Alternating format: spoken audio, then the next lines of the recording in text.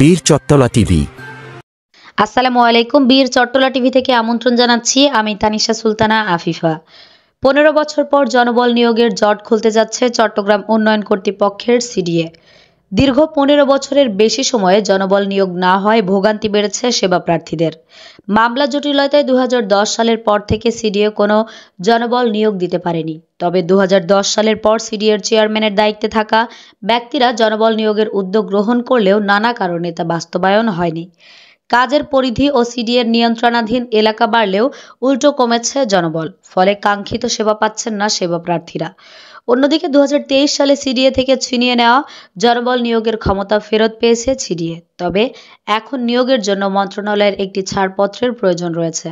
সেটি পেলেই দ্রুত সময়ের মধ্যে জনবল নিয়োগের কার্যক্রম শুরু হবে বলে জানান সিডিএ চেয়ারম্যান প্রকৌশলী মোহাম্মদ নুরুল করিম। প্রয়োজনে অর্গানোগ্রাম পরিবর্তন করা হবে জানিয়ে সিডিএ চেয়ারম্যান বলেন, সিডিএ যেসব কাজ করছে তাতে আমাদের প্রায় 1,500 জনবলের প্রয়োজন, কিন্তু বর্তমানে আমাদের লোকবলের সংখ্যা অনেক কম। প্রথম ধাপে জনবল নিয়োগের পর অর্গানোগ্রাম পরিবর্তন করে জনবল বাড়ানোর উদ্যোগ নিব, যে কারণে জনবল আটকা। 2010 সালে সিডিএতে নিয়োগ বিজ্ঞপ্তি দিলে সিডিএর সাবেক এক কর্মকর্তা এই নিয়োগের বিরুদ্ধে শ্রম আদালতে একটি মামলা দায়ের করেন। পরে মামলার সংযুক্ত বাদী হয়েছেন স্টেনোগ্রাফার হাবিবুর রহমান। মামলাটি দীর্ঘ শুনানি শেষে 2021 সালে খারিজ হয়। জনবল নিয়োগের জন্য আদালত সিডিএর পক্ষে রায়ও দিয়েছিলেন, কিন্তু সে সময় জনবল নিয়োগে সিডিএ কোনো কার্যকর পদক্ষেপ গ্রহণ না করায় ক্ষোভ প্রকাশ করেন তৎকালীন গৃহায়ন ও গণপূর্তি মন্ত্রণালয়ের অতিরিক্ত সচিব প্রশাসন মোহাম্মদ হেমায়েত হোসেন।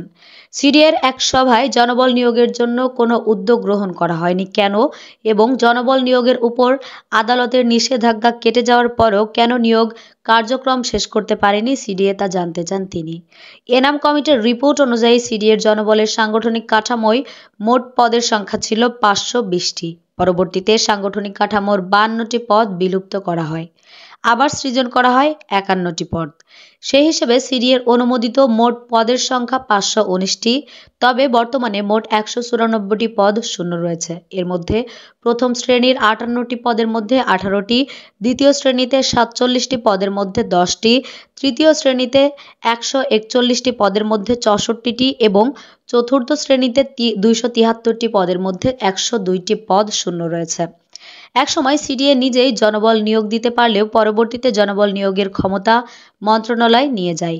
রাজধানী উন্নয়ন কর্তৃপক্ষ, খুলনা উন্নয়ন কর্তৃপক্ষ ও রাজশাহী উন্নয়ন কর্তৃপক্ষের অর্গানোগ্রাম পরিবর্তন করেছে, প্রয়োজন অনুযায়ী লোকবল নিয়োগও দিয়েছে।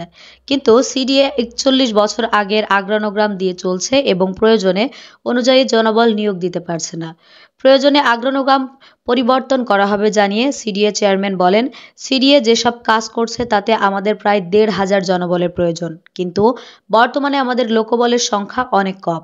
প্রথম ধাপে জনবল নিয়োগের পর অর্গানোগ্রাম পরিবর্তন করে জনবল বাড়ানোর উদ্যোগ নিব।